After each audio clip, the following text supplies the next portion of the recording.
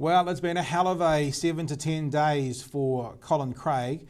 First, the courts found against him the highest defamation case, the highest paying defamation case in New Zealand history. Then in the last couple of days, we heard that the Human Rights Tribunal awarded against him the highest amount ever paid out for someone for personal harm, to the tune of about another $130,000. So far in the courts, it's been revealed this week, and he's had found against him this week, well in excess of $1.5 million in damages against other people.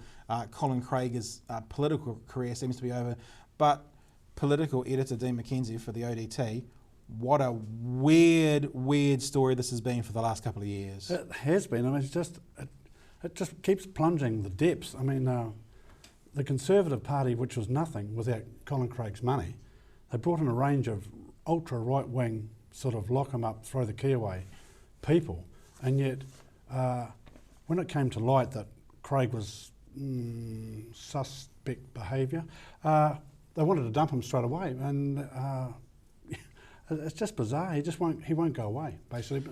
It seems to be a situation as well, and there is still lots to happen, because there's definitely at least one more defamation case, and that's with Cameron Slater from Whale Oil. Yep. I don't know if John Stringer still has a defamation case. I think that might have been thrown out. I'm not sure about that, but there's still at least one other defamation case to come. And I don't know if we can say you would think, I don't know how to say it, but I guess what I can say safely is if he's been found to defame one person and the other person is attacking him for the same thing for the same reason, you have to wonder, would a smart man offer an out-of-court settlement in that situation as well, rather than go through this again? Look, I've had a bit to do with Colin Craig. I know a few people around him. I've met with him a couple of times, it's an odd situation to have someone be so confident in so many areas. I interviewed him when he was running for Rodney, and he was like, "We've absolutely won all the polling." He lost by 12,000 votes. You know, and it's the same situation that you see kind of panning out in this thing. He's always in the right. He's always correct until he's not.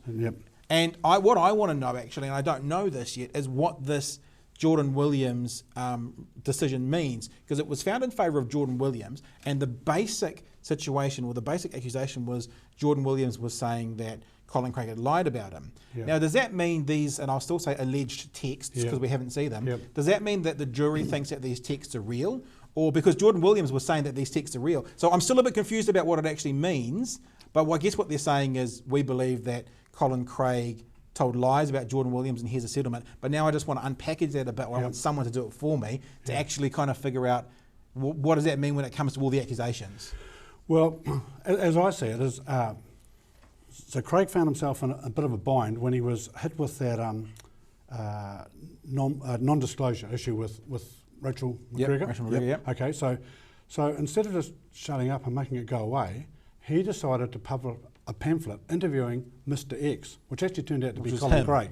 So he stood in front of the cameras, and despite he had the no disclosure thing, he started flicking through the pages of this pamphlet, which cost a lot of money to produce, and then identified some of the issues that were brought up in the court case, which were previously not known to the media, about how close his relationship was with Rachel McGregor. Now, he's going to appeal this decision, but and this is going to drag on for another 2 years. Well, they've only got 2 weeks to get that in. So we'll see what happens. But it's so interesting. There's so much more. I could talk about this for 20 minutes. But the pamphlet itself, it actually got sent out also, and I've got evidence of this on my blog. It got sent out by an organisation that does this as a government piece.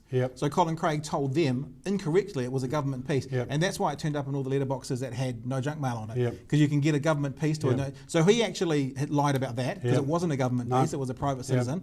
I've got evidence on my blog that shows the actual delivery thing that says government piece beside it, and I've interviewed the people at the delivery place who said he suggested it. The layers of this go down and down and down and down and down and down and down. I just, I mean, you're the political editor here. Did you ever have any interactions with him? A couple of times he came into the office and he introduced, which I'm a bit creepy, but he introduced Rachel McGregor as his second wife to me, which I honestly sort of leapt up, and she was definitely uncomfortable about that. Real? Wow. So after the interview, we went up to the Octagon and it got weirder. We went to the Octagon to get his photo taken, because it was lovely. Was it that photo?